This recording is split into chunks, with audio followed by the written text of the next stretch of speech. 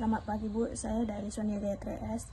Saya dari kampus Mercu Buana ingin mempresentasikan UAS saya, yaitu mata kuliah data mining lanjut. Dan saya akan mempresentasikan jawaban UAS saya, yaitu berikut ini. Perkenalkan, saya Sonia Gaya 3S dengan NIM 4152012225. Mata kuliah ini saya ambil dengan data mining lanjut dan dosennya yaitu Ibu Vina Ayume Eskom Mkom. Di sini saya akan mempresentasikan jawaban UAS saya. Yang pertama, ini ada satu dan ada bagian 3. Yang pertama itu A.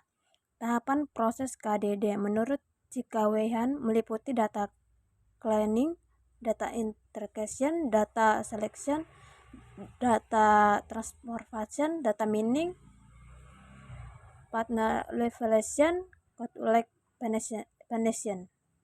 presentation.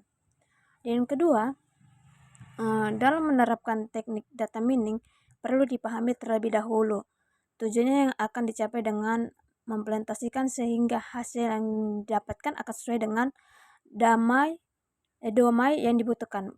Berikut ini adalah siklus hidup dari data mining sebagai yang terdapat pada buku yang ditulis oleh Witten et al. Nah, saya akan menjelaskan pada gambar ini. Gambar ini menerangkan tentang siklus hidup dalam proyek data mining. Pada fase business understanding akan dilakukan analisis tujuan dan persyaratan bisnis untuk dapat memutuskan apakah data mining bisa diterapkan dan untuk memenuhi tujuan tersebut serta menentukan jenis data apa yang dapat dihimpunan untuk membangun model yang dapat diterapkan, sehingga menjadi dasar pemikiran yang sangat fundamental untuk menentukan apakah data sehingga menjadi dasar pemikiran yang sangat fundamental untuk menentukan apakah data mining atau KDD yang diperlukan atau tidak. Selanjutnya adalah fase data understanding, yaitu mempelajari kehidupan data awal untuk menentukan pemrosesan selanjutnya. Pada fase ini harus menjamin dan dapat memiliki kualitas yang baik sehingga dapat dilakukan penerapan proses data data mining. Untuk yang ketiga itu fase berikutnya yaitu data preparation. Modeling dan evaluation merupakan tahapan awal yang melakukan pemrosesan data mentah, kemudian melakukan pemodelan dengan menggunakan algoritma, dan akhirnya dapat memberikan ulasan baru.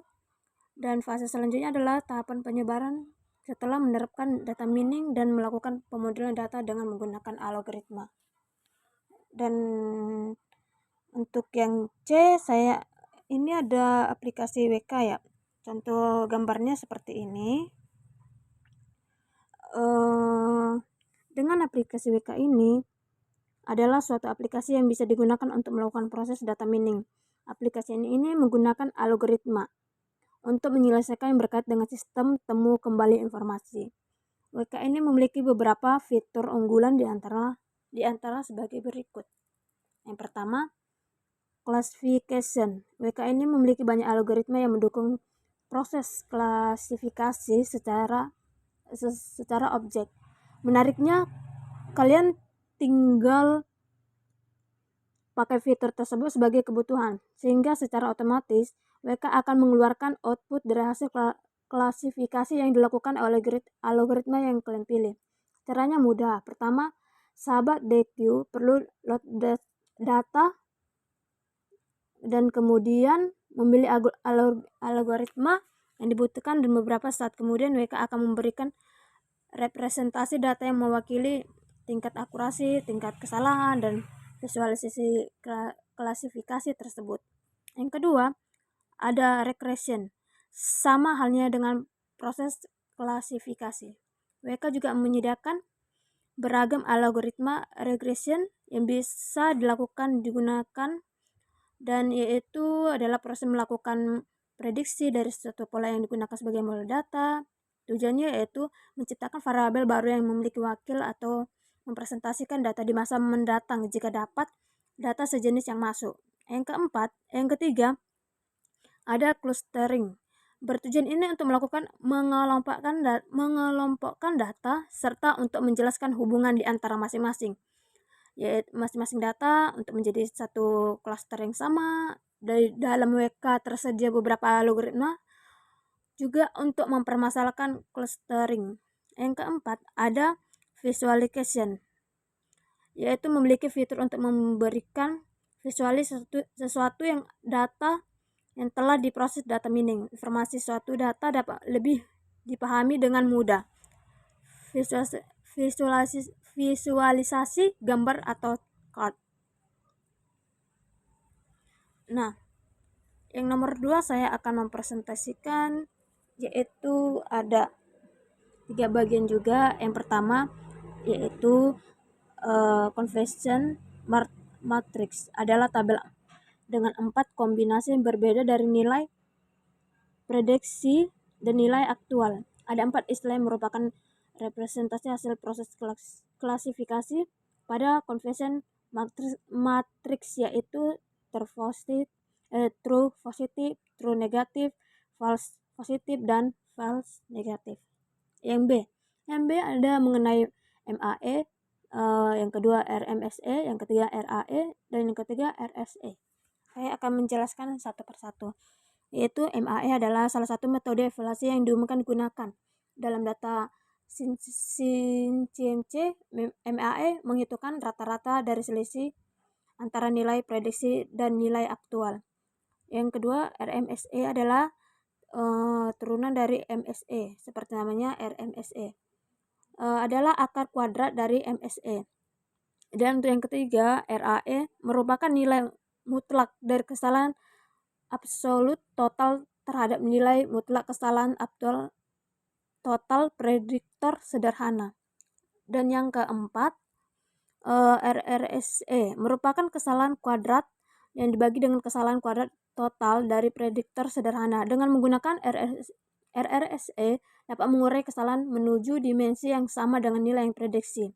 Dan yang ketiga, dan ini adalah yang C, evaluation matrix sangat banyak beragam. Namun untuk tulisan ini saya akan fokus ke evaluation matrix yang paling umum digunakan untuk model klasifikasi yang fraction, recall, dan F1 score. Secara fraction ini adalah perbandingan antara tur positif atau dengan TP dengan banyaknya data yang diprediksi positif. Dan yang ketiga, saya akan menjelaskan ada 3 bagian juga, yaitu yang pertama, regresi linear adalah teknik analisis data yang memprediksi nilai data yang tidak diketahui dengan menggunakan nilai data yang berkaitan dengan dan diketahui. Model regresi linear ini relatif sederhana dan memberikan rumus matematika yang mudah ditaksirkan untuk menghasilkan prediksi. Mesin ini menggunakan untuk mengkonversi data mentah secara andal dan dapat diprediksi secara kecerdasan serta wawasan yang tidak dilanjutin. Dan para ilmuwan di berbagai bidang termasuk biologi serta ilmu perilaku, lingkungan, dan sosial menggunakan regresi linear untuk melakukan analisis data awal dan memprediksi tren masa depan. Yang B, di sini ada regresi linear sederhana dan yang melibatkan satu variabel bebas X, sedangkan rumus untuk regresi linear sederhana yaitu di sini ada Y sama dengan A plus BX, di mana Y variabel terkait atau dependent, yang A konstanta, yang B coefficient.